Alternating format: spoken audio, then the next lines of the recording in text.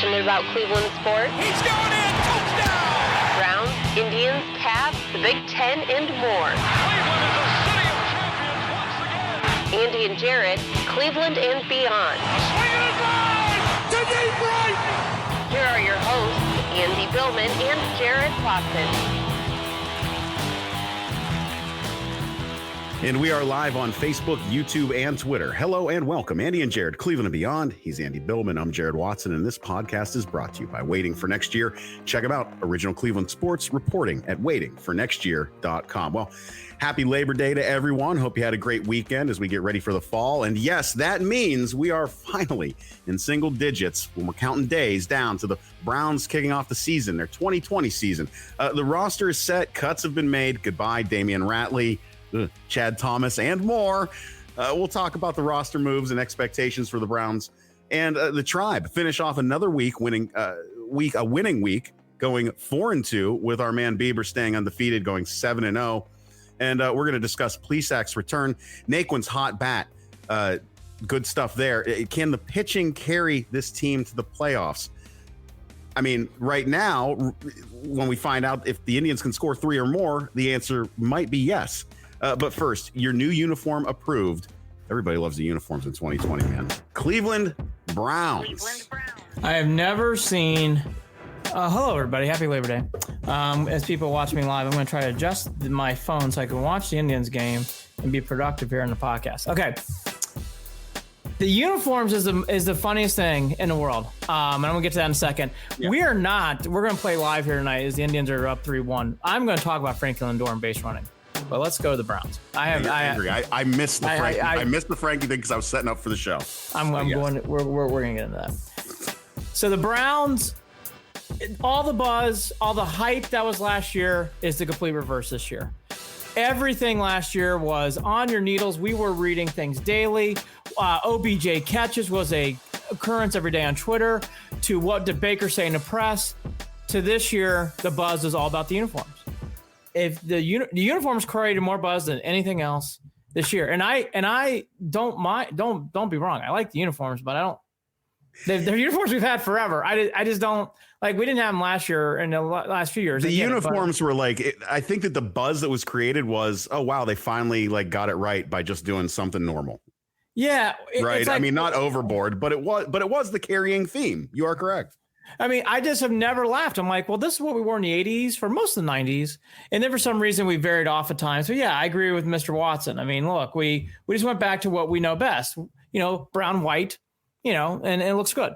Again, I don't want to crap on it. I get it. I am not a uniform guy. So as you can already tell by these comments, this has been the weirdest preseason as this has been the weirdest open to the show. So all that to be said, I am excited. I will be honest, my enthusiasm, probably like others, is very tempered. I am excited. I do want to get this show hyped up into this week, and we will. But I'll be honest, Jared, this is there's only way to put it, 180 from where we were last year this year. It's just amazing to me, even with COVID. I know COVID has a lot to do with it, sure. But even with COVID, Jared, there's just, it's like, last year, it's like, we're here, we're ready, party, party, party, party. Now we know this year COVID can't happen. This year, it's like, we're here. We have really cool uniforms, and we're here. Andy, I think that's probably how I feel about it right now, too. The best way of explaining it. That you and I have gone back and forth regarding some of the things that we're hearing out of training camp, some of the things that we're hearing regarding the offensive play, whether Baker has figured it out. He's thrown too many interceptions. Yeah. Certain people are making jokes on whether he's going to finish the season or not. The typical bullshit that we hear no matter what during a Brown season is still there lingering. But there's no amplified theme that I'm hearing. There's nothing. We know that Jarvis Landry is a great leader on the field. Cool. We already knew that. We know that Baker's got some things to work out to make up for last season. Cool. We already knew that. Chubb and Hunt are two-headed monster in a backfield. Yeah, we already knew that. And we're worried about the offensive line and kind of the entire defense in different areas, depending on how you look at it. So, I mean, these are all just this is stuff that we've already known. There's nothing that's come out of training camp that has made us go, holy shit, or eureka, or this is going to be really bad, or this is going to be really great. It is strange to have I don't have a read, and I'll be honest with you. I feel better not having a read on the season. This is the first season in a long time where I didn't think I had a read on what was going on. And I'm okay with that right now. I like that they have been able to, avoid major COVID breakouts throughout the year, throughout training camp, that they seem to be getting along, and they love being back in the building with each other outside of just being on the field, so that they can build those bonds, with their brotherhood, as they like to call it. Andy, I haven't watched much of the Building the Browns, and I put on an episode today and caught the tail end of it. But I just haven't even really felt like pulling myself into that either. And really, it just comes down to this. These are my reasons. I'm exhausted for more reasons than one. And I'm exhausted with the Browns to begin with after all the hype that we had in them last season. So I'm just going to be pleasantly surprised if they don't get their asses kicked week 1, right? Like, I just want to see some good football. I want to get an idea of what kind of a team we have, but I don't have any way of making an educated guess outside of maybe they play 500 football this year. I don't know. Yeah, I don't know. I will echo what you're saying. As I was going to say, boy, it feels like 8-8. It just feels like 8-8. There's a look, there's always a mystery. 8-8 would be fun. It'd be fun. All right. Yeah. Yeah, I don't know about fun. I'll see. Here's the thing. I don't know about fun. Here's what I will say about that. I'm just saying it's not losing. It's not 7-9. We'll see. But I'll remember that comment. It's 8-7, trying to make the playoffs if we go to 8-8. God, please don't let that happen. By the way. Oh no. Here's my whole comments about the Browns. We're gonna have to really come to grips to what Jared's saying, because I feel the same way. Who knows the hell this is good or bad, whatever. But this is the murkiest year, and murky could mean anything. Could they go 10-6 still, like I thought at the beginning of the year? Yeah. Before all this happened at the end of spring, yeah, I can see that. Could this team go 6-10? Yeah, I could see that. Could this team go worse than 6-10? Yeah, I can see that too. Do I think they'll go above 10-6? Wow, probably not. So it's in that range, right? I do think, to what Jared's saying, I just hope the excitement level for me builds, because I am ready. I mean, my son and I were talking about today. Cam and I'm definitely excited for the season to start, but there is no build up, no ramp up. It's hard to get any kind of vibe. I'm with Jared. I've watched some of these videos here and there. These videos, they're nicely done, but they're very vague. It's hard to get any kind of vibe on this team whatsoever. So again, maybe that's best off. Now, here's one thing I will say that I said last year, and I pounded it. Preseason means fucking nothing. So I'm not going to put anything in the preseason. I'll be honest with you, I don't miss preseason. What I do miss is the buzz. I do miss the Browns buzz. I do miss the ramp up. There's no ramp up, and I miss it. Do I miss the preseason? Oh God, no. Ugh. God, I really don't. But I miss the other buzz and the excitement and the energy. And, and again, it is what it is. It has to be this way. And again, a large part of it is because of COVID. We all know that. So it is what it is. So I guess getting into that, here's your season leading up into the week. And again, Ravens too. So it isn't like it's a soft punch, which we'll get more to the game on Friday today, more about the team itself. Yeah. The Browns made some cuts, as we all know. I was not stunned or shocked by any of these. A little surprised by Chad Thomas, but not super surprised. Gail Gilbert, Dontrell Hilliard, Ratley, and Thomas. Thomas and Ratley are not in the practice squad. Hilliard and Gilbert made it. We don't need to relive my comments about Dontrell Hilliard. I have nothing against the man. He stunk. He stunk. He was not good. Damian Ratley, never understood it. Never understood the Damian Ratley excitement. Never got it. And Chad Thomas underperformed. I thought he showed some improvement last year, but obviously they didn't. And so I get that too.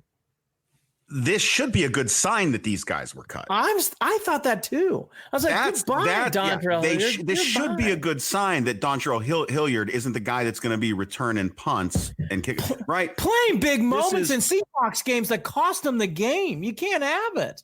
Now, but here's the other thing. Now, while this should be good, I don't know what expectations to have on whoever is running the ball back, which is it going to be Peoples-Jones? JoJo Natson. Right. So for both, what do we think about them? I don't know yet. So it's hard to make a call on any of this. No, it is. But look, I'm sorry. I'm going to be very brutal. I've seen Dontrell Hilliard. He is not a good pro. Absolutely. I am so sorry. I don't get it. I've never understood Hilliard. I've never understood Ratley from day one. I watch him play and I'm like, I just don't get it. Dontrell Hilliard looks skittish and Ratley just doesn't look like a pro receiver. He doesn't look smooth. He doesn't look electric. Your eyes don't jump. And those are two positions, running back and wide receiver. You're expecting a spark. You're expecting big plays. Neither one did. What's more interesting to me about Hilliard, Ratley, and Thomas too, all these are Dorsey things. Yes. And so, we love Dorsey and all that stuff. Well, if we're really looking back, the Dorsey era is slowly being chipped away to some of the other eras we've seen in the past. So to be fair and putting out, Dorsey was not that great. Dorsey has not hit it out of the park as much as we thought. No. And I think it's time to be honest about that. He was okay. He was not good or great. He was okay. And by the way, a lot of it's going to rely on Baker Mayfield, but that's going to really swing the pendulum for Mr. Dorsey's tenure here. Well, you took the words out of my mouth regarding Dorsey, because these were Dorsey guys, and the fact that, and here's the other thing, Andy, we talked about this too. This regime let these guys come into camp and said, "Hey, show us. Hey, show us. Yes, show us why you're here." Yes. We're still hearing weird rumors about what's going to end up happening with Njoku, and whether he's going to stick around, whether he's going to get traded, whether he's going to get cut. There's certain things here that we have learned over time that we know that Dorsey just wasn't hitting the mark like we thought he was. Correct. In Dorsey we trust. We said those things. Those were our words, Andy, and I'm fine with eating them. I'm fine with eating them because none of us are going to, we're never going to hit it. We're never going to get it right. And we're always going to be hopeful because we're homers and there's nothing you're going to do about that. So again, I think Dorsey's tenure really comes down to Mayfield. And I like Ward a lot. Chubb's been good, but Mayfield is going to, because if he's good, then his tenure is good. You're right. That's it right there. If Mayfield is serviceable and stays, then cool. Thanks, Dorsey. You found our quarterback that we have. He did a good job. If he ends up being average or less, I think it's a flop. It's starting to turn that way. And again, I'm not surprised. And he signed Gilbert too, so you can throw Gilbert kind of in there too. And to be fair, Gilbert is your classic third string backup, so that doesn't mean anything. Hilliard, though, played in big moments last year. Ratley played in big moments last year. Yeah. Chad Thomas played in big moments when Myles Garrett went down, and none of them really made. Actually, the one guy who made kind of an impact was Chad Thomas. You remember some Chad Thomas plays. Ratley, he made me nervous, and Hilliard, just listen to an old podcast. He stunk. Sorry. So all that to be said, those were the guys who were gone. I was surprised by the buzz back from social media, and people were surprised about some of those cuts. I was not shocked. And again, maybe a touch surprised by Thomas, but honestly, from what we heard about the younger kid, which we'll get to in a second, I understood Chad Thomas too. He never blew you away. The other thing the Browns did on Sunday, September 6th, is they claimed two guys to add to the roster. Joe Jackson, defensive end, not surprising, and a fourth-year defensive tackle, Vincent Taylor. I agree with Jared's comments. The defense has more question marks than the offense right now, even though I think the offense has more question marks as a team going in. I think the defense they're competing for who has more question marks. Yeah, I agree. They're very different. The pieces and parts on offense and defense outside of Myles Garrett and Denzel Ward. I think it's fluctuating really at times on this team. We'll get to that more in a second. The big news, though, which was a good sign, and I'm glad to see this from this team. This team's been hesitant to do that, was the Ronnie Harrison trade. He has been excited. I listened to his press conference today. That kid is so excited to be in Cleveland, which was great to see. Quote, relieved to be out of Jacksonville, ready to rock. And if you watch this press conference, he was smiling. It was excitable. It was such a cool vibe from him. And that was a great pickup. I mean, this had to do it for the secondary so banged up, Jared. Had to. Well, this was something that I was hoping to keep an eye on, and they did actually make a move because the Jaguars are unloading because they have their sights on next season. So you know that there's potential to pick someone up like this. You only traded a 5th-round draft pick for this guy. It's going to work out, hopefully. He's coming here excited. Yeah. Then on the opposite side of the coin is, oh, boy, you thought you wanted out of Jacksonville? Joe Schober. Damn well, in a year, he might want out of Cleveland. So I know. Yeah, right? So how about Joe Schober? Oh, God. Cash in that check, Joe. Poor guy. Right. Cash the check. Cash that check, Joe. But I think Harrison said, I didn't write the quote down, Jared, but he said in so many words, this team has a lot of talent. And that's why I will carry this flag through Friday. Don't lose hope. This team is very talented. This team on paper is ready to win. This is not draft pick season, and that's why the trade had to happen and made sense. It was a good sign for this team. Now, all that to be said, let's go through position real quick. Here's the full 50-man 3 today. There was no surprise in the depth chart except for 1 or 2, and I'll hit those as we go along. Case Keenum Mayfield, that's a duh. Chubb, Hunt, and Dearness Johnson. Chubb and Hunt are going to play 85, 90% of the time, unless there's an injury. So those are going to be your 2 running backs. Jonovich, that's a duh too. Tight ends. Bryant, Carlson, Hooper, Njoku. The key thing here is Hooper 1, Bryant 2, Njoku 3 on the depth chart, and then Carlson 4. So Njoku has lost a spot to Harrison Bryant, who, Jared, real quick on the tight ends before we get to wide receiver. I've been hearing many great things from Tony Grossi, there were some other beat reporters too. Harrison Bryant has stood out, and he is not just a catcher, he's a pass blocker. Well, that's huge. That is huge because you're looking at possibly having 2 tight ends on the field a lot. And you've got to be able to block, they're going to need that extra protection for Baker. They're going to need that extra protection. And if you got a tight end to catch too, that's going to help out immensely with Baker as well, because we know that we worry about his size, balls being batted down, him getting skittish. If he needs to get rid of the ball, got yourself some tight ends to look for. That is going to help. Now, will it pay dividends in the end? Again, we'll find out. Well, Hooper's a given. He's steady. I would be surprised if he's not. Yes. And Bryant makes you feel so good as a team. And Njoku's a 3. You'll never hear me complain about that. Now, Njoku's a 2 would make me nervous. And Njoku's a 3. He's the best 3 in the league.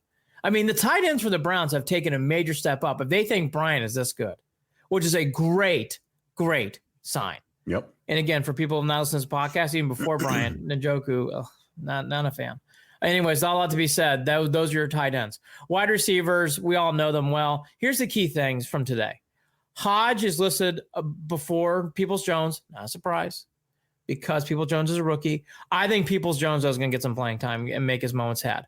I thought today, though, which was a really smart move by the Browns, they put out there Harrison, which you knew. They put out there a couple other guys, but they put out Rashard Hollywood Higgins.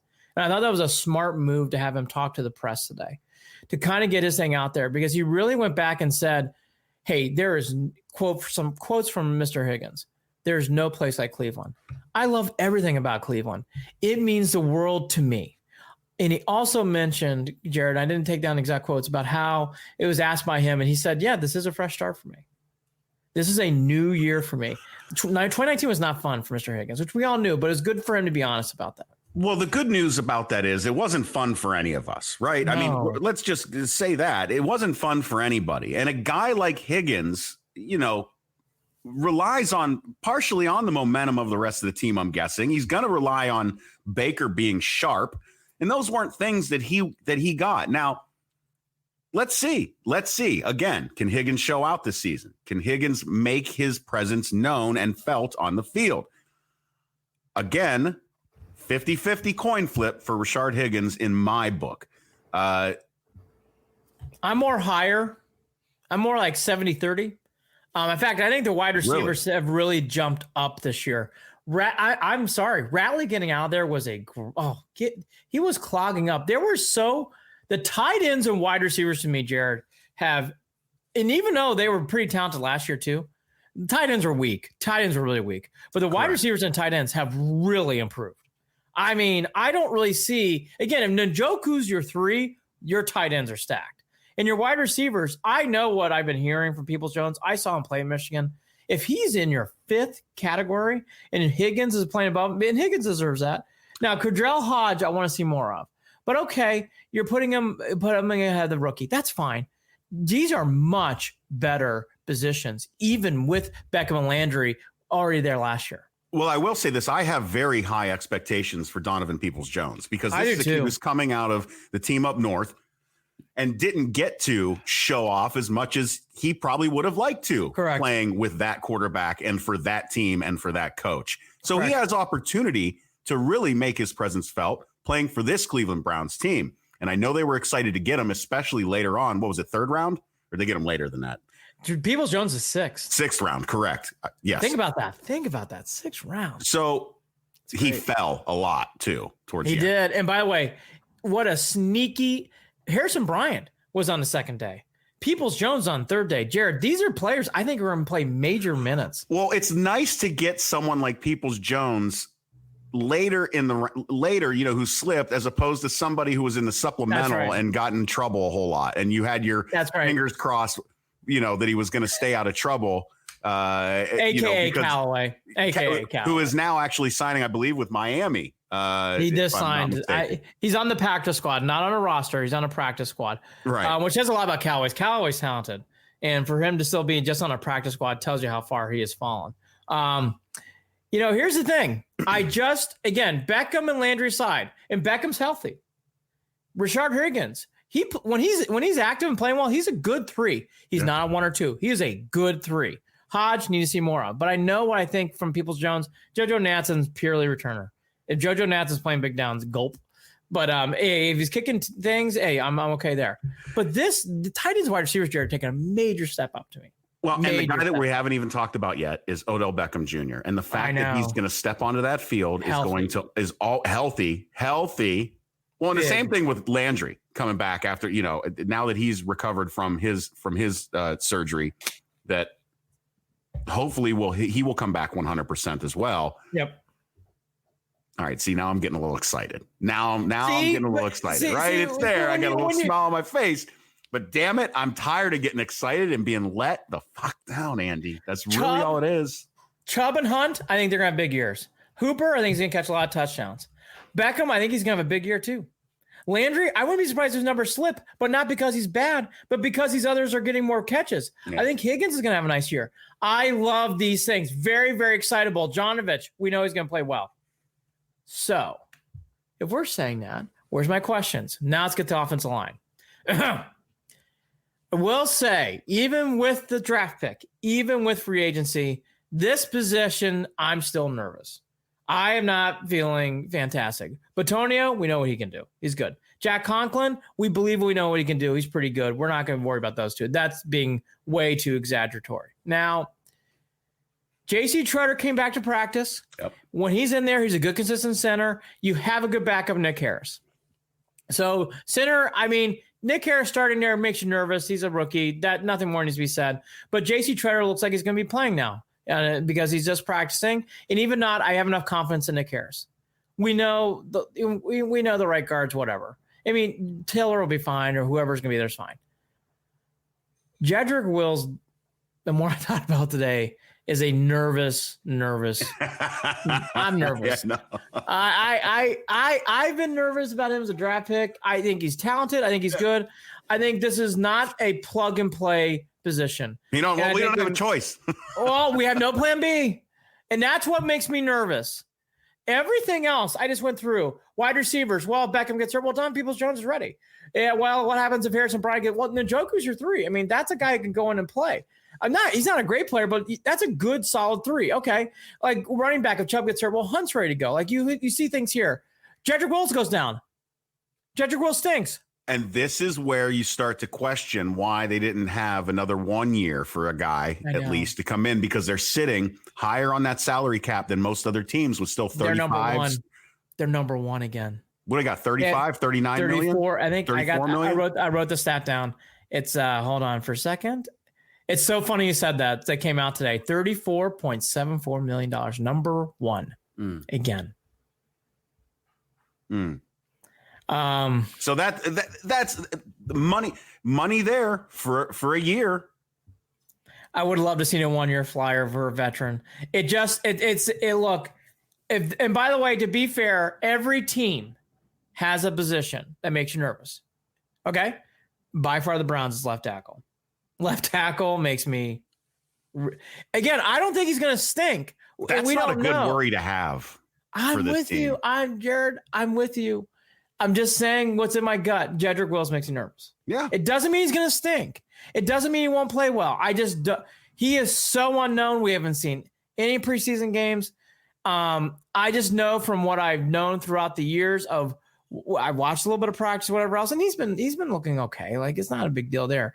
But when you're not getting a lot of write-ups and when people aren't talking about, like I heard people talk about Nick Harris. Wills never really got spoken about other than he's having a hard time. He's having a hard time slowing down. What is that gentleman's name who played really well this year? Give me a second. Porter Gustin. Gustin really took aim at him. Okay. Now, again, time will tell. We will see. But for people who are like, well, why are you so nervous about the offense? And so Jedrick Wills is my circle.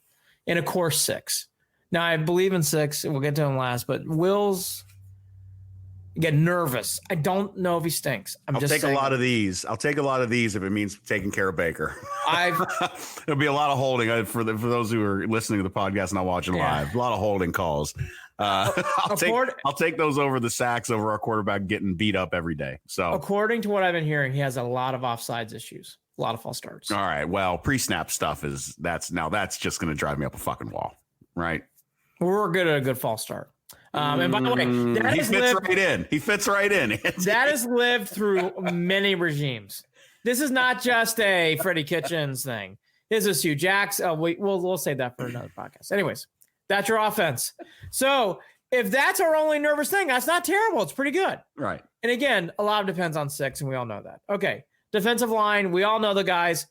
The defensive ends have, to me, Jared, again, if Porter Gustin's as good as they think he is, and Olivier Vernon, I mean, if he plays shittier than he did last year, wow, I can't imagine he will. Yeah. And if so, I'm assuming that, Claiborne's going to push him anyways because he's the third down sacker. So you have, again, this is what I like. If Vernon stinks on key downs, Claiborne's coming in. If he gets pushed around enough, they'll put in Gustin above Olivier. So I see players. This isn't Chad Thomas coming in to replace Olivier Vernon. That's a good thing. The defensive ends have improved dramatically on this team. Ogunjobi and Richardson was great last year. So the front 4 is a good pillar of strength. Am I wrong? That's what I feel on this team. Well, and we've talked about this. You need the front 4, which then you're going to have to take care of that secondary. And we knew we were going to come in thin again at linebacker, but then we were worried about the injuries we're dealing with, the stuff going on with Greedy Williams, who still isn't coming in. That secondary. Now they did grab a safety, but goodness gracious, you're worried about the linebackers and the secondary and wondering how they're going, because they're going to have to, teams are going to run up a score if they can't handle this. Sean Taki playing in big spots, which he's going to be now, is going to be interesting. We'll have to see how much he's improved. Everybody raves about BJ Goodson. Everybody does, but he's out because of a personal reason right now. And Jared, I heard more great things about him today again, too. So if Goodson can somehow get to Berea by Wednesday and come in and play, that's a great sign. But I got to be honest, Jared, you got to figure right now that's 50-50 at best, right? Don't you think? I mean, I can't see him playing right now. Yeah. And then on top of that, you're looking at Mac Wilson, who he's playing with more heart than most, but he's got to do well against the run. He's got to do well against the run. Pass. I mean, you said it so well, and you knew exactly where I was going. On third downs, Mac Wilson's your friend. He is a great 2020 pass linebacker. He's great. Playing the run, he struggled. But if Goodson, Jacob Phillips, you've been hearing good things, bad things, rookie things. So that's good. That's not bad. Tay Davis is what it is. And Sean Taki, to be fair, he was a rookie. Let's see what happens this year. You would hope he takes that next step. Well, and again, this is a kid who came in from a prior regime and was given a chance and somehow has made the squad. So did he make the squad because they didn't have anything else, or did he make the squad because he earned it? And it's hard to tell. It's hard to tell what they were working with. It is. And Sean Taki stunk last year. But we'll see. He was a rookie. Defensive backs, you hit everything. I want to do one thing, then we'll get to the rest. People need to lay off Denzel Ward. When he's healthy, he was a Pro Bowler his rookie year. Yeah. He single-handedly won the Ravens game in 18, okay? He's a very, very good player. People need to stop picking on him. Tired of it. He's a good player. Leave him alone. He's a good player. Greedy Williams is hurt. I hope he comes back healthy. They are going to need him. Again, talkie, Greedy Williams. Williams stunk last year. Williams was awful. And he wasn't just awful to the eyes. Statistically, he was one of the worst cornerbacks in the league. Again, a rookie. You'd have to hope he plays better. Harrison is a great sign. It's too bad. You heard so many great things about Delp, but that's for next year. Kevin Johnson, you hope the liver heals up because you're going to need him at some point. The rest is history. The Terrence Mitchell, by the way, is a good, again, it reminds me of some of these other things we just said. Terrence Mitchell's a good sub. I mean, he's not going to win you games. We know that, but he's not going to lose you games. He's a good sub. So I don't think the defensive backs is that terrible. So all that to be said, you look at the different parts here. You look at the different things. It's not as bad as what probably some people are making it out to be. But look, if the defensive line does what I thought it was going to do last year, Jared, I actually think the defense will be in good shape because I really like the defensive line. I really like the defensive line last year too. No, I'm with you on that. The defensive line there, and if offensively, that was the one weird thing that the Browns were still able to do is those first drives. Yep. Browns offense, if they can, right? I mean, they would do well on their first drives. It was nobody planned. Nobody drew up a better first drive than Freddie Kitchens. The rest of the game that he didn't find. So a first drive, he's got it down. Oh, he's got it down. Everything else was gone. And by the way, Zippy. It would be good. It'd be so quick. They would score so quickly. Like it was like breathing in oxygen. It was funny when you say that. They came out hot and then, burned out quickly, like gunpowder. I mean, it was like you watch that Titans game, you're like, holy shit, we may never not have to punt. And then I missed field goal and extra point, away we go. Speaking of which, specialists. So Gillian's there. The hammer's great. He's back from the COVID, so he's good. He kicked COVID's ass like we expected him to. Now he needs to only kick the hammer. Only the hammer would scare COVID out of him.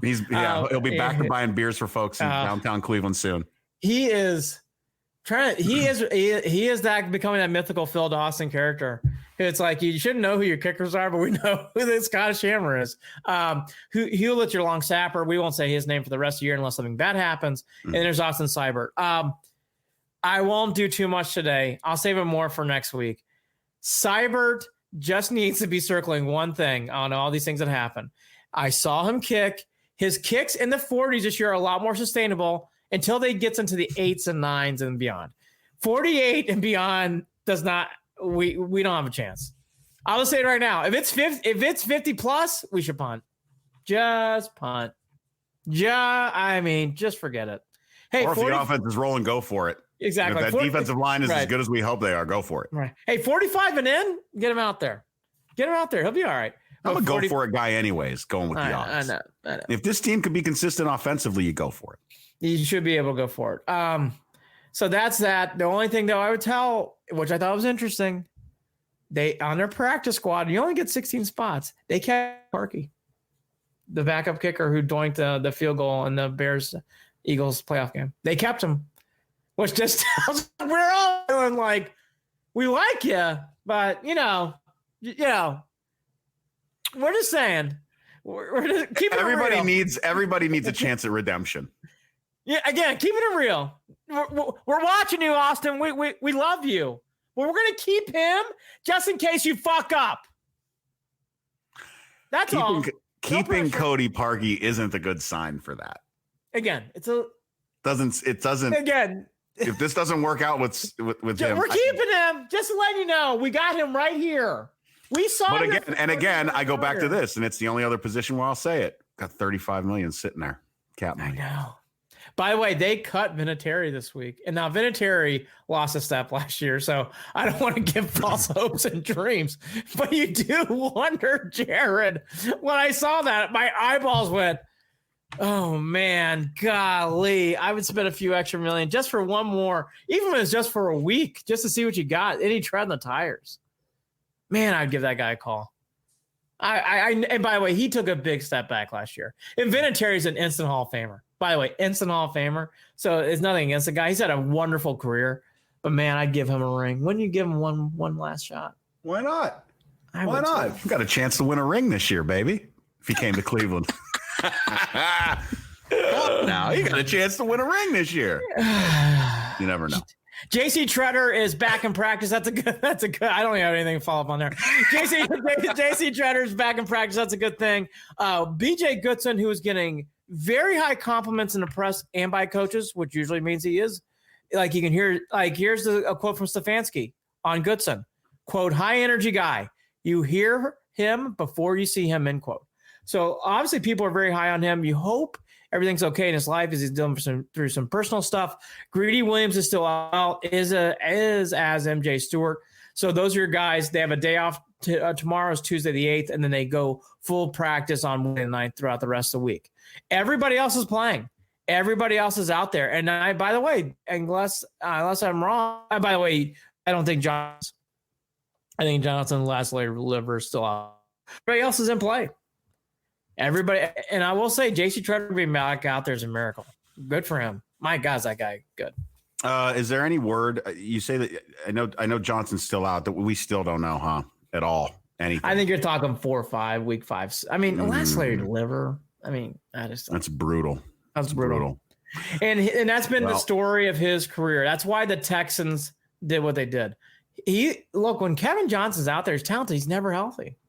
Never healthy. So. I mean, and for people, again, that's why the Texans gave up on, because and again, nothing against the guy. It is what it is. But in football, especially, it is a tag that can really live throughout your career, sadly. Yeah. And sadly, sometimes it can be very, very accurate. We'll have to see how this goes with JC Treader. Stefanski declined to say he's going to start, but he is on the practice field. Take that for what it is. Now, an interesting rumor that came out today from John Clayton, Pro Football Talk. The Saints tried to engage the Browns in signing Clowney and then trading him for draft picks. But the NFL put the kibosh on the NBA sign and trade deal. How interesting is that? Is that why the Browns were going after Devaney and Clowney, was to sign him and then trade him for draft picks? Collusion. Interesting. Analytics. And I bet, was Barry salivating over this? I mean, possibly, right? Clowney had none of it, though. We know he didn't really have the nicest thing. He didn't say great things about Cleveland, right? He didn't. I mean, So, but maybe that's why they were trying to get him. So I was like, hey, we're not keeping you. We're trading in New Orleans.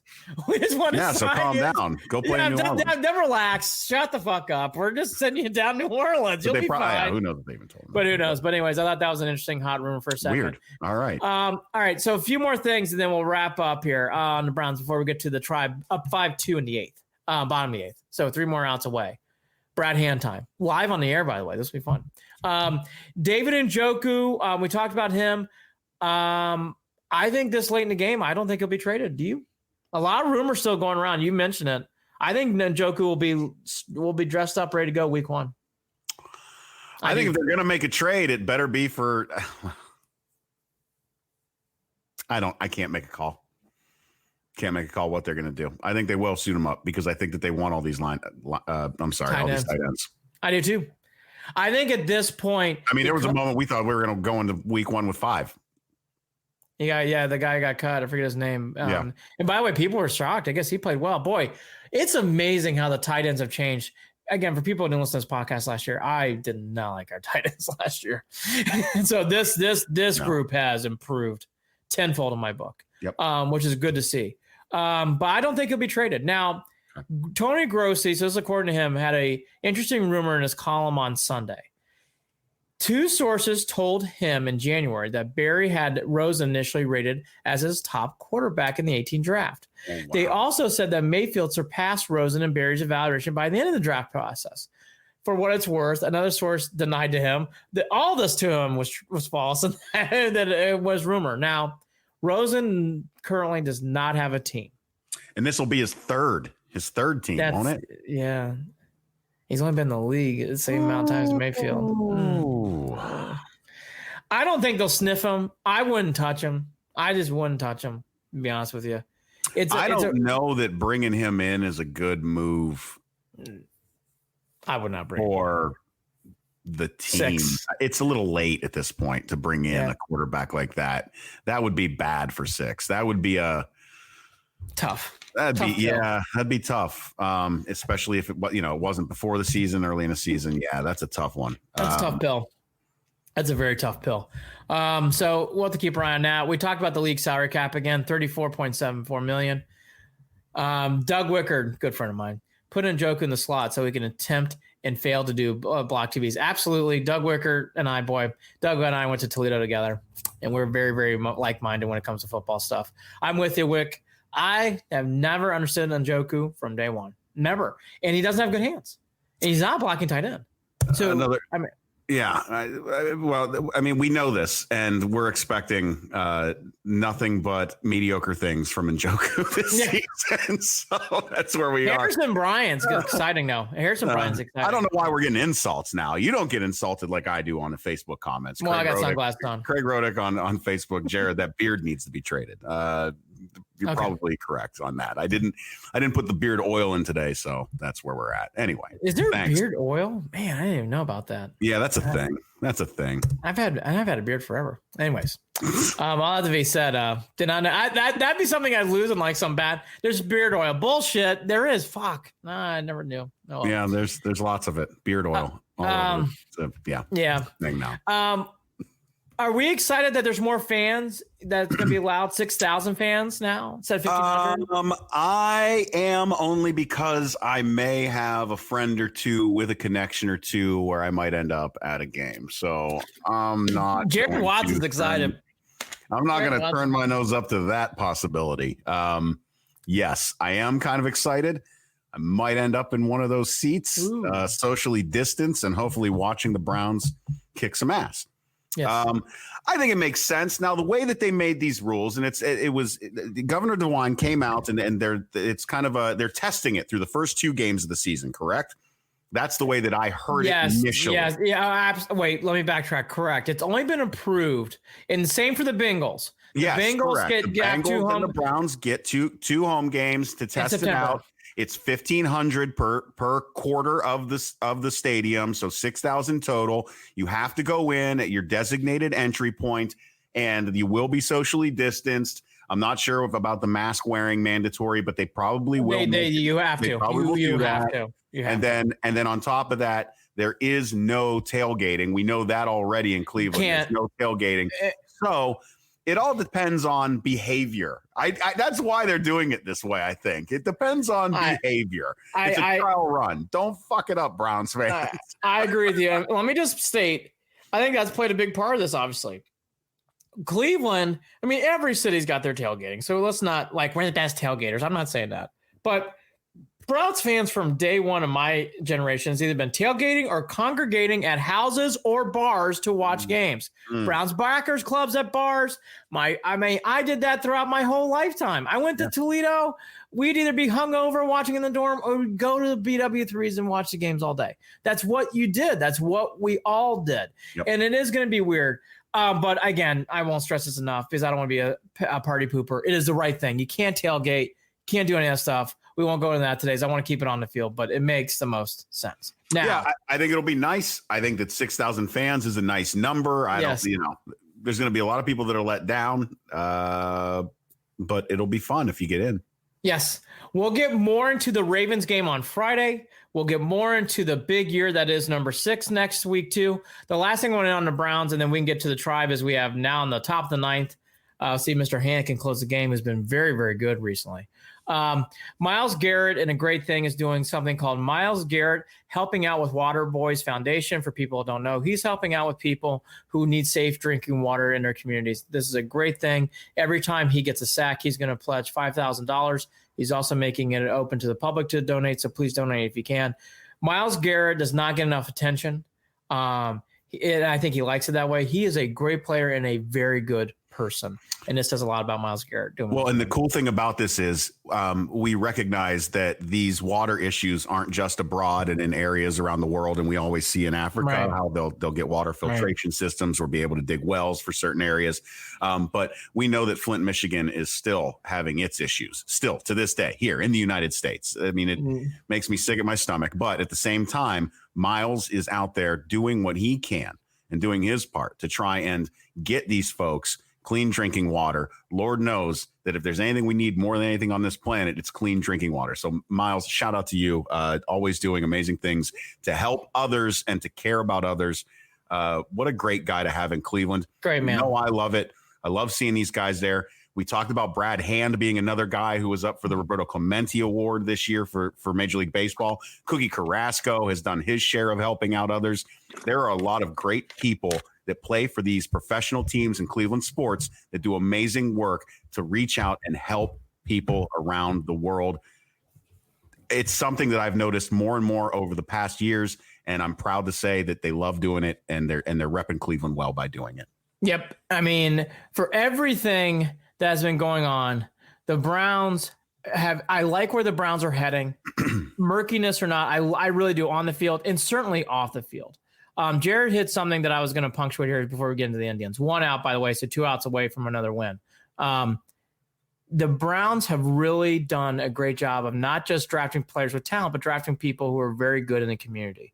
Yeah. Jarvis Landry does a lot of things. Yes. Nick Chubb does a lot of things. Kevin Stefanski already, you can tell, plays that role really well. To be fair, Hugh Jackson did a lot of good things for the community, who did a lot of big things. Odell helps out with Odell does a lot of things for kids. A lot of things for kids. These are good people. And the thing is, it doesn't get talked about enough. So again, Odell Beckham doing things for kids. Landry does a lot for the community. Myles Garrett, we just mentioned. I see Nick Chubb. LeBron opened his school while he was still here. Mayfield's been doing things too. Too. Yes. So this team does a lot, and it needs to be publicized more. And this is a good team. We'll get into more about Mayfield on the field and leading up into the Ravens week on Friday. Let's turn away from a 1 out. We're 1 out now, victory away for the Indians. Cleveland Indians. This team, the Indians, I'm now speaking of, is getting fun.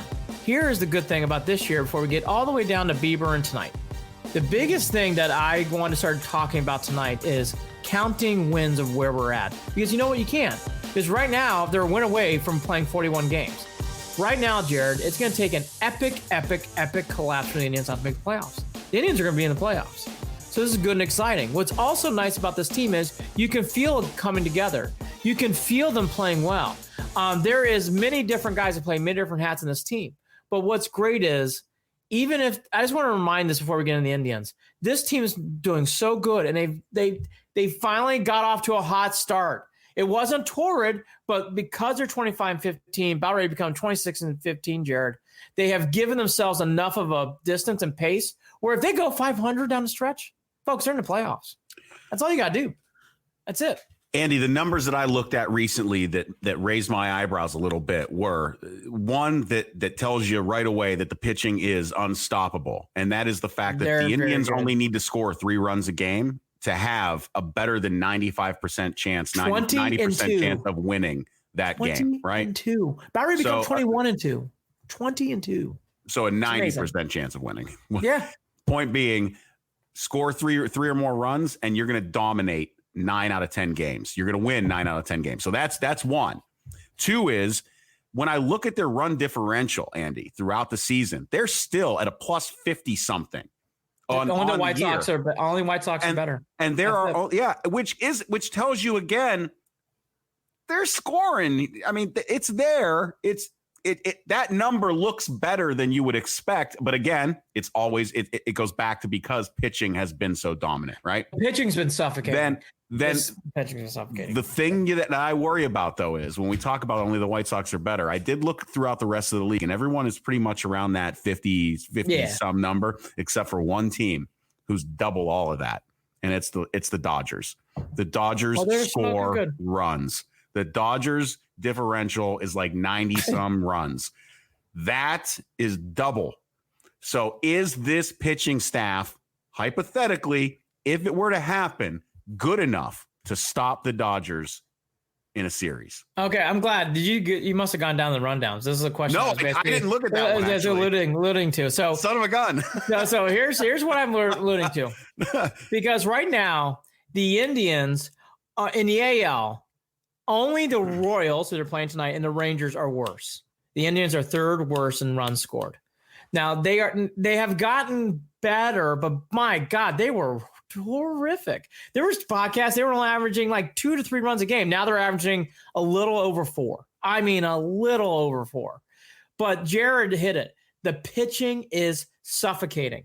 Also, I want to bring up the second point of why they can't. The glove has been very, very good. I was going to mention this tonight. The Indians glove, what J-Ram did on Sunday was Brooks Robinson type stuff.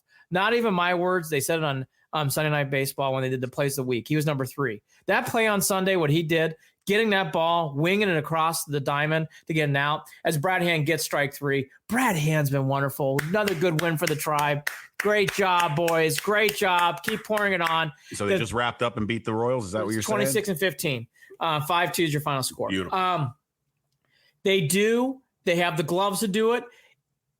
Honestly, they, to me, would be the team I would not want to play if I were the opposites because, Jared, there's many interchangeable parts now I'm seeing. Plesac, yes, we know he's young. He played last year. Okay? We know Cookie. Bieber is on his way from maybe being an AL MVP for getting Cy Young. That's how well he's playing. These are big things. Karinchak is struggling. It's not costing this team a lot. Right. Like, how many times when we see a Karinchak struggling, it's like, well, shit, our week is fucked. Not this team. This team has too many other parts. Maton's, okay, I laughed at him. Dominic Leone is actually pitching pretty well lately out of the bullpen. So the interchangeable parts on pitching is why I feel very good. Jared, if it was just Shane Bieber and some guys who are just hot, I'd be like, okay, I'm a little nervous. Jared, I see a lot more guys. I'm like, Plesac tonight look great. I like Tristan McKenzie a lot. I like Savali. Savali pitched well in big spots last year. I don't love him, but I like him. He's a great 5. Okay. He's a great 5. Okay. I love Bieber, obviously. Cookie's been in all sorts of playoff games. Jared, they have it. And their bullpen is there. Pluck goes your long man if you get in trouble. I like Quantrill. He hasn't been great so far, but I like what I see out of him. Cam Hill, I think, is going to be nasty. I love Karinchak. I know he's been rough lately. We'll get to it. But I still love Karinchak. Jared, they do. The only thing I'll say, and I will not get off this, are a bat short. This team's a bat short. And tonight, we saw it again. It doesn't play in this game. J-Ram got hurt. Hopefully he's okay. Had some sort of little injury. And Mike Freeman comes in the game. Mike Freeman in a big spot in the World Series make me nervous. Yeah, Mike Freeman when you're up against the Royals is fine though, right? Not Andy? Against the Royals in the World Series. But that's my point. They're not. And are they stuck with Mike Freeman? I'm Jared. I don't know. I don't know. Can they bring a guy up? Nolan Jones. I mean, is he ready? That's what I mean. I don't know. I don't know who's ready. And what's making it more difficult, and I don't know whether this is in the rundown or not, is Sandy Alomar Jr. is still out there as skipper of this team at the moment. We know that Tito still has not fully recovered from the issues that he's been dealing with, gastrointestinal and all that stuff. So doing better. And, as always, we wish him well, and we hope that he is recovering. And take your time. There's no reason for him to rush back either. He can chill out. He can feel better. He can get to where he needs to get, and he'll be back in time, and that's fine. But I'm wondering, though, if some of that has anything to do with any roster moves that they would make, or any guys that they would bring up. Okay, I'll take it in parts. Let's save the infield and catcher, because I think those are separate discussions right now. DH2, Reyes can't get hurt. Reyes cannot get hurt. No. Can't. I mean, that he has no choice. Can't get hurt. Okay.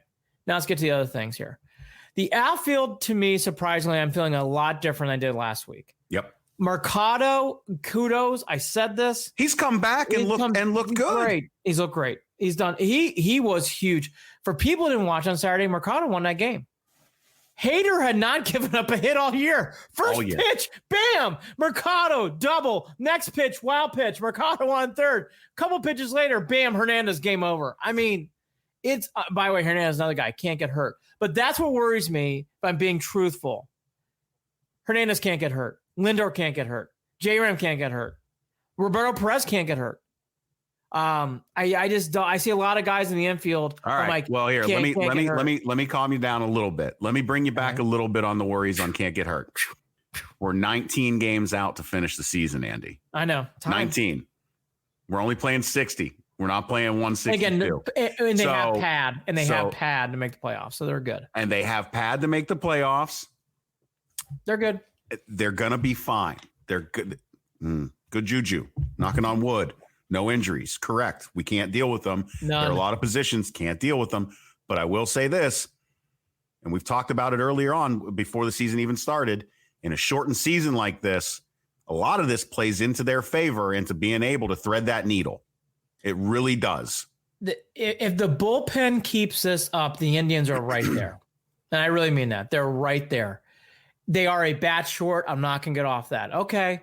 All that to be said, if the bullpen keeps this up, it will hide that bat shortness throughout the rest of the season and the playoffs. Yeah.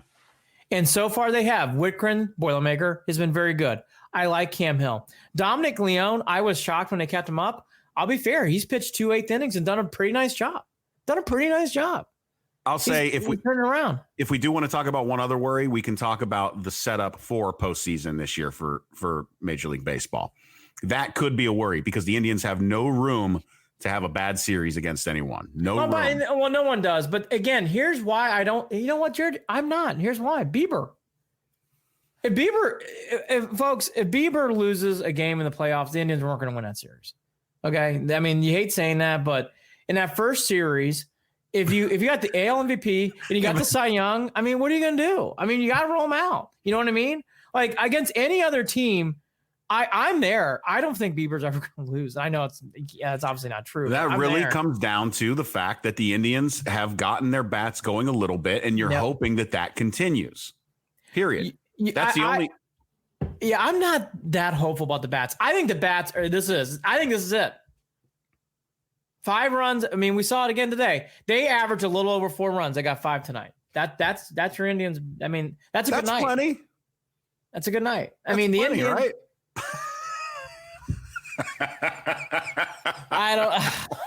This team's a bat short. I don't want to harp on it. Now, I know. Here's the thing that's interesting that the Indians have done. Which is unfucking believable, but kudos to them. This pitching is all young and controllable. And Carlos Carrasco has signed a nice veteran contract, is not going anywhere. The Indians' starting rotation's in wonderful shape. They have got parts in places, and I've liked Josh Naylor. I don't love him, but I like him. He's a good player. He plays a nice outfield. Yeah. Tyler Naquin has exploded. God bless him. That guy's had a great week. We'll get into that more detail later. Mercado, again, am I sold on Mercado? No, but Mercado or DeShields is your starting center fielder. But Mercado playing once in a while, I'm okay with. And DeShields has done a nice job. He's a great starting center fielder. And if Mercado's coming off your bench, I've turned full circle. If it's DeShields, Naylor, Naquin, and Mercado's off your bench, Jared, I'm not going to complain. Yeah. It's not great, but we have turned that around. We have turned that outfield attitude around. Again, the infield and Reyes can't get hurt. Yeah, this is where I wonder, in all honesty, if in a full season, if this Indians team would do as well as they can hold up in this shortened season. I don't know. I don't know that they could. Well, here's the thing though that I like that I've been hearing I've said, and I know you've said, and I'll say it, and you said it here a little bit ago. The mentality of this sport is bigger this year because of COVID-19. And I'm actually going to say this. Sandy Almar's taken too much shit from people. He's done a good job. And in a nice, weird way, they're raising their future manager, in my opinion. I think Sandy's actually being groomed. Look, folks, we got to just start talking about it. Not this year, but next year. You got to wonder how much more Francona is going to do this. Because he's going through some physical, forget the mental stuff, which is a lot. Physically, he's having some issues. You have to wonder past 2020 how much longer Tito's going to be around. Sandy has got some things to learn, of course. I got to be honest, though. I've been pretty impressed with Sandy. He's doing a good job. I don't get nervous around him. I actually think I think he's gotten way too much crap from social media. Well, I'll be honest. I'm glad I haven't seen any of the social media crap. I'm glad that I haven't. He's gotten a lot. He's gotten a lot. Yeah, but from who? Are these from just random people? Again, social media. Yeah. I mean, social media. So, blah. No need for it. Sandy Alomar Jr., if Sandy had to take over for the rest of this season, I'd be okay. God forbid. But if he had to, I'm fine. Mm-hmm. I'm fine with Sandy running his team. Mm-hmm. Period. That's where I'll leave it. Because you can't tell me anything specifically. You can't pick him apart and tell. I mean, what are you going to tell me that he's done wrong? I'm so with you. I've been surprised. Oh, we lost because of Sandy. Oh, stop it. No, players play. No, he didn't. He did the right. I have not seen him move outside of like, okay, maybe he kept in Savali in too long, but my gosh, I mean, that's whatever. Even that kind of stuff's water under the bridge. I know that. So it is what. And by the way, Savali got out of it when he was in the game, so I was wrong there too. So, anyways, I just want to bring that up. Plesac has been great. He looks focused. That was, I know he did something very wrong. I'm telling you, keeping him was the right thing. You got to give young kids a chance who make horrible mistakes. You got to give them a second chance. He's getting it. He's taking advantage of it. And that guy looks focused and pissed off. And he is talented. And and people don't want to maybe admit it because of what happened. Folks, in a normal year, he'd be the talk of this pitching staff. That's how well Plesac's playing. Just want to mention that. Now to Bieber. I mean, what stat would you like to go into? He joined Bob Feller on Sunday as the only Cleveland pitcher to strike out 8+ hitters in their first 9 starts. By the way, there's only a couple more guys in that cloud, which is Feller, Pedro Martinez in 99, who is unbelievable. And people forget, Pedro Martinez in 99 was unhittable. And Randy Johnson's the only guy. So those 3, that's it. He's in that kind of territory. He is, I'm telling you, he's unreal right now. Now, something I noticed that a gentleman in the Akron Beacon Journal noticed, Ryan Lewis. It's the coffee talking. Ryan Lewis in the Akron Beacon Journal noted too. He is having a hard time getting innings logged. He only went 5. He only went 6. He's not going 7 or 8. Now, I noticed the same thing, and it's just a little touch. Because, it's hard not to find anything wrong. And I'm not saying this is wrong. It's just a note. And his point is Bieber trying to focus on getting too many strikeouts? We just mentioned the strikeout records he's holding. Is that causing him, instead of getting outs? And he's having prolonged at-bats. The Royals, and then the other day, who did they play over the weekend? And my brain's farting out all of a sudden. The Brewers? The Brewers, and he had a hard time there too. I would not worry about it. It's just something to note. And I noticed it too. It's why I found the article fascinating times. I'm like, okay, so I'm not the only guy. It's like, he's going 5, he's going 6. Hey, he's great in those 5 or 6, but you'd like to see him go a little deeper. You hope as this goes on, he'll start going a little deeper into games. Well, just a touch. Yeah. And I think that minor adjustments will make that happen. Right? Mm-hmm. Minor adjustments. Yeah, again. They'll be fine. Yeah, I don't want to go too big into it. Bieber, quote, "While I'd like to get a lot deeper into ball games, I feel that might be certain teams' approaches trying to get my pitch count out, laying off pitches that are some good pitches that might do swings." He is, and Jared alluded to it, how I can get better and get deeper in the ball games next outing. He'll be fine. So I think he will be too. Just want to bring it up. Now, this is a heartbroken story because I love James Karinchak. He's not been so good lately. Might have been wrong, not him, a little bit. But I love him, and he's still very good. But he has struggled his last 3 starts. Quote, Carl Willis talking about our guy Karinchak. "This is something, even though his minor league career, it happens with most pitchers. There comes a point in time in the season that he gets a little out of whack of a better team, and it takes a bit of work to get him rightened. I know I speak of pressure a lot, and we do feel like it's pressure related." He also mentioned Karinchak just wants to turn on the light switch and get this thing fixed yesterday. Here's his quote.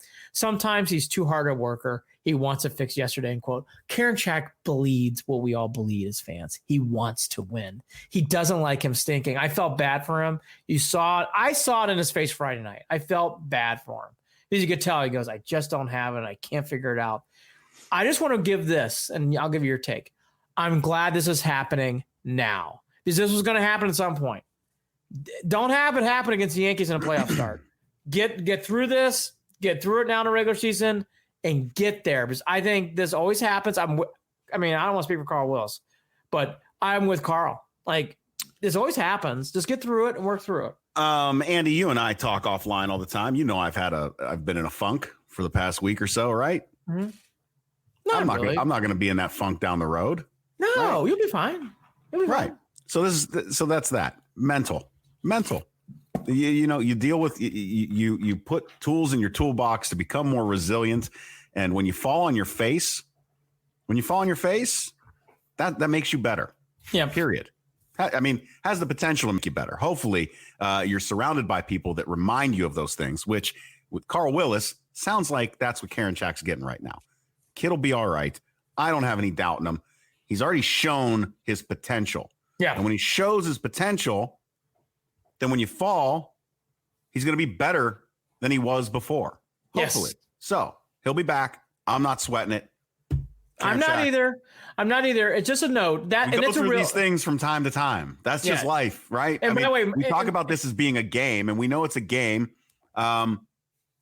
But we're all still human at the end of the day. We all still got this big old mushy lob in the middle of our skulls that can get in the way of a lot of things. And that includes how you play on the field. And I think that he'll be all right. If that's all it is, he'll be all right. Better to happen now. At some point, it's going to happen to all of that. Any of these young pitchers like this, it's going to happen. Yeah. Better to happen now, Karinchak, because in the playoffs, you're going to be seeing a lot more than Plesac or by Savali or by McKenzie. So because they're starters and because of that, it always tends to happen more quickly to a bullpen guy. And again, Will said it all. I'm with you. Nothing more to say on that note. We talk about the runs per scoring. Again, I won't belabor that point. They're now 21-2 when scoring at least 3 runs after tonight's game. Here's the stats about the defense. They are 6th best defensive rating, 7.0 from Fangraphs as a team. They're the 7th most defensive runs saved with 11. The gloves for the Indians are very, very good. Hedges will help that too. I just want to make it a point. It doesn't get talked about enough. Just want to bring it up. To Monday's game, we'll get through the rest of the week. Plesac was great tonight. The Indians, again, typical bats, enough singles to get runs in. Well, and we're talking about gloves. We cannot forget the fact that Plesac as a pitcher has one hell of a glove as well. Nasty. He was moving away from the ball after a pitch and somehow leapt back to his right and over his head and grabbed that hard ground ball up the middle that was over his head. It chopped up. And I didn't think he had a chance in hell of snagging that thing. Yeah, and that's not his first one. I mean, we watched him put his body on the line and dive and catch a foul ball too. So, Plesac, don't leave these pitchers out when it comes to those defensive plays too. They help their own cause. there's 2.5. I'll say 2.5 guys that made me nervous. Domingo Santana, who's no longer in the team. He was. We won't relive it, but he's no longer in the team. Sandy Leone has had some issues with the glove. He's had now 3 catcher's interference this year. I know he's a good guy. I think it's time once Hedges and Pedro and Roberto Perez get into a bit of a groove. Sandy Leone, I would start to wind him down because the catcher's interference in a big spot cannot happen. It hasn't happened to him yet, but to have 3 catchers interference, only 19 games played. That's a lot. That's a lot. The other guy too, who makes me nervous, half is Luplow. Luplow makes me nervous. He will make a good play once in a while though to make up for it. But that's it. Everyone else's team, no problems. Yeah. None. And Carlos Santana is a great first base glove. He should win I know he made a bad play on Friday night. Santana, though, should win a Gold Glove. I really believe that. He has made plays this year that, Mike, that's a Gold Glove. So I think, I mean, there's others too, but a Gold Glove, especially for that guy. Okay, we went through tonight. One thing quickly about tonight. Now, it didn't cost him. Frankie Lindor, we love you. I do. One of my favorite Indians. Love the guy. That base running error, Jared, was bad. For people who didn't see it, got on first. Then Santana laced a double down the line. And I mean, Lindor didn't track the ball, didn't watch his third base coach, and then subsequently compounded this mistake by missing second base going to third. You hope it's just a one-time thing. I will take it in this note, Jared. Glad it's happening in games in the regular season that you're winning, because that's the kind of stuff that will help this team get better as the season goes along. I'll leave it there. I don't think it's going to happen again, but that was bad. Bad. Yeah, I missed it. So I was setting up for the show. I'm glad I didn't see it. No. Jared saw it on my face when I came on there. It was not good. But anyways, all that to be said, Plesac keeps dominating. Don't forget him. We lived the game yesterday. J-Ram had a great week. Had a great defensive play on yesterday's game. Santana, which he got another hit again tonight. Santana broke out with a big game on Sunday. Dominic Leone, I kind of teed up on it. Keep your eye on him. Sandy and Francona and Carl Willis keeps talking about Dominic Leone. I haven't seen it until this week. He had a very good this week, and he pitched in the 8th inning. So these aren't like starts like, he's in the 5th and he's closing out things. No, the 8th inning in a 4-1 game. That's good. That's something you want to see. 4-3, first walk-off win of the year. Mercado, we just teed it up. Great job to him. We teed everything up there.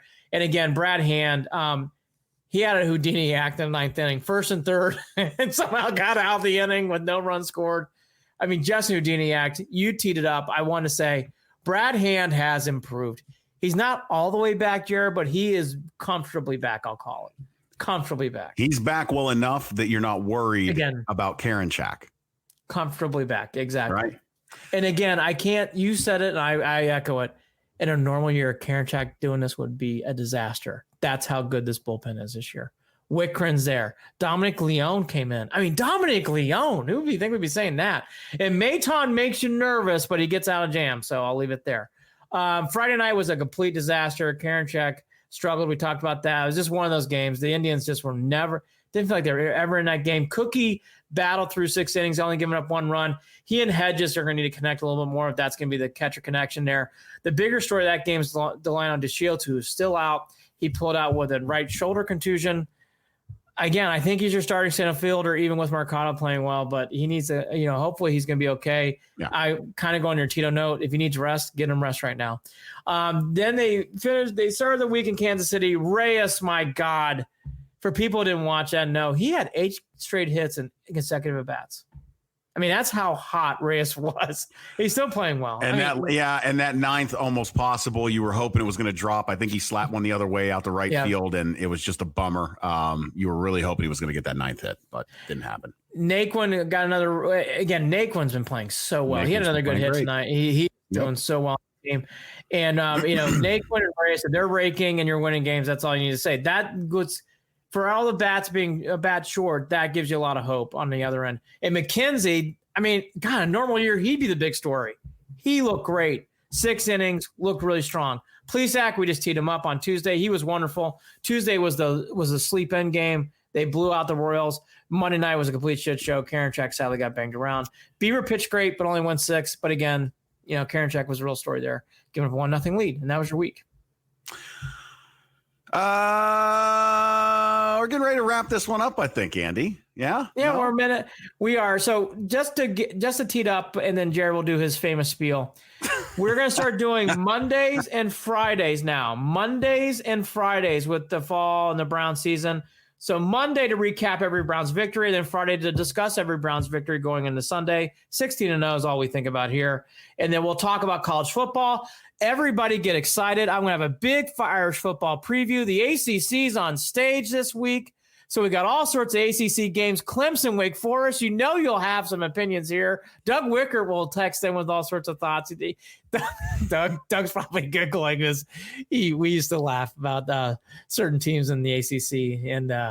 And hey, the ACC is going to have the whole stage to themselves. So they get a whole week to themselves. We'll get in the Irish, but obviously bigger points will be the Browns every week, and Browns-Ravens being the big point on Friday. I'm going to leave some of the details out right now, but I'll give you some of the info. We are actually going to be rebranding this show a little bit. The name of the show is going to change to Cleveland and Beyond. And Andy and Jared, we're going to back end that. So you might have some issues. I'm not sure how this is going to work out, but the show is going to be rebranded as just Cleveland and Beyond. And we're going to update the website, which is just about ready to go. And we'll have a few other announcements to go along with that because we've got a new partner with us as well in helping to launch all of this. So stay tuned for that stuff. Should happen right there before the Browns start their season. And don't forget, we are still and we'll continue to help out and advertise for Waiting for Next Year. Check them out, Original Cleveland Sports Reporting at waitingfornextyear.com. Follow us on Twitter at CLE and Beyond, at CLE and Beyond. And also, send us an email, andyandjared@gmail.com, andyandjared@gmail.com. We might change that to Gmail too. It might be Cleveland and Beyond. I'll let you know whenever that happens. But we haven't done it yet. And I think that's about it for what I wanted to mention. Andy, anything else you want to add? I'm excited about Notre Dame football. I'm more excited about Browns. This podcast actually helped in a weird way, not to pump up our own podcast, but once you start talking about the rosters, you're seeing depth charts. It's great to see. It'll be good. The Indians, I get more excited about the Indians day by day, so that's all good stuff.